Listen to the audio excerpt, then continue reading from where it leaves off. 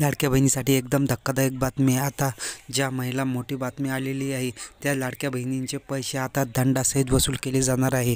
कोणत्या लाडक्या बहिणीचे दंडासहित पैसे वसूल करण्यात येणार आहे, तर व्हिडिओला संपूर्ण बघा, तर तुम्हाला संपूर्ण माहिती कळेल.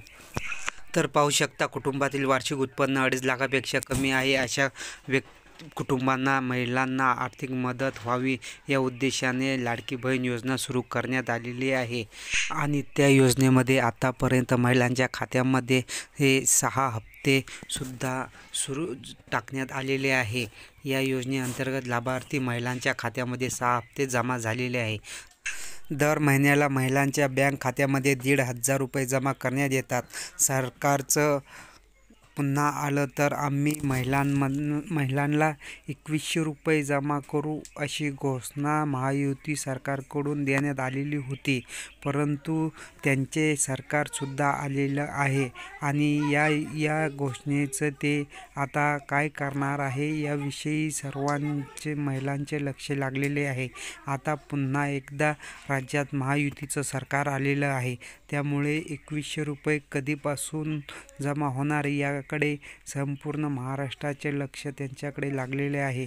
त्यांनी असं सांगितलं की ज्या महिलांचे उत्पन्न हे 2.5 लाखापेक्षा जास्त आहे आणि ज्या महिलांची 4 चाकी वाहनं आहे आणि त्यांचे आर्थिक आदिती तटकरे यांनी स्पष्ट केले आहे की ज्यांनी त्यांचे असं सांगितलं की महिलांचे उत्पन्न 2.5 लाखापेक्षा आहे अशा महिलांना याचा लाभ मिळणार नाही.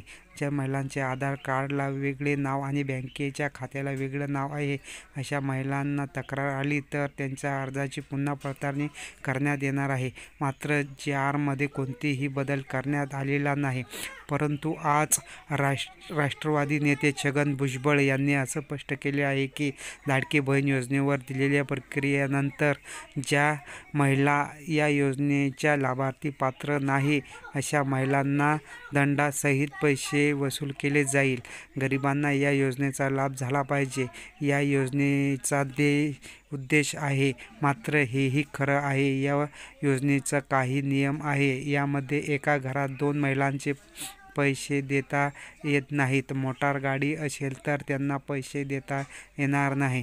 गरिबांना याचा लाभ झाला पाहिजे, या योजनेचा उद्देश असा आहे. ज्या महिलांच्या नियमात बसत नाही त्यांनी स्वतःहून आपली नावे काढली पाहिजे. जे पैसे दिले गेले आता ते परत मागण्यात काही अर्थ नाही. ते आता मागण्यात येऊ नये.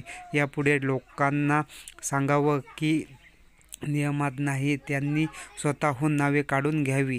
त्यांनी जर असं केलं नाही तर मात्र त्यांच्यावर दंड व पैशाची वसुली करण्यात येईल, असे छगन भुजबळ यांनी म्हटलेलं आहे. आता लाडक्या बहिणीची तीळ संक्रांत गोड होणार आहे. त्यांना 2,100 रुपये हप्ता हा तीळ संक्रांतीच्या पहिले येणार आहे.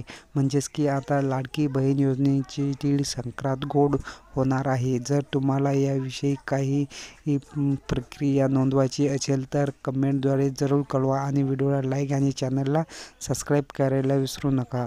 धन्यवाद.